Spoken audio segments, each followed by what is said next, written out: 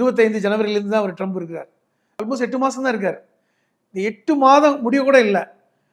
இந்த 7.5-8 மாதத்திற்குள் அவர் கொண்டு வந்த பல்வேறு விஷயங்கள் இந்தியாவுக்கு எதிரான விஷயங்கள் தான் எல்லாமே. இந்த விசாவுடைய விஷயங்களாக இருக்கட்டும். உதாரணம் சொல்கிறேன், விசிட் விசாவுக்கு போனால் எல்லாரும் ஒரு விசிட் விசா எடுத்து அதுக்கான ஃபீஸை கட்டிட்டு அமெரிக்காவுக்கு போவாங்க. இந்தியர்கள் அமெரிக்காவிற்கு B1 B2 விசாவில் நீங்கள் போனீங்கன்னா 14 லட்ச ரூபா டெபாசிட் கட்டணும்னு இப்போ ரூல்ஸ் கொண்டு வந்திருக்காங்க. இப்போ புதுசாக ட்ரம்ப் வந்ததுக்கப்புறம் இப்போ இந்த மாதம் 14 லட்சம் கட்டிடணும். அந்த ஓவர் டியூ ஆச்சுன்னா கொடுக்க மாட்டாங்க. திருப்பி அதே காலத்தில் திருப்பி வந்துடணும். அப்போ திருப்பி கொடுத்துரும். இது எந்த மாதிரியான மிரட்டல்?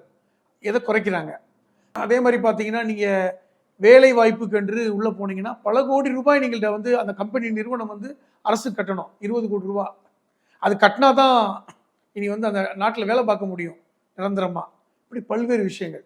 இதுவே ஏற்கனவே இந்த சோ கால்டு பீப்புளுக்கு வந்து ஒரு பெரிய கஷ்டத்தை கொடுத்தது. இந்தியா அதற்கான பேச்சுவார்த்தை நடத்தினாங்க.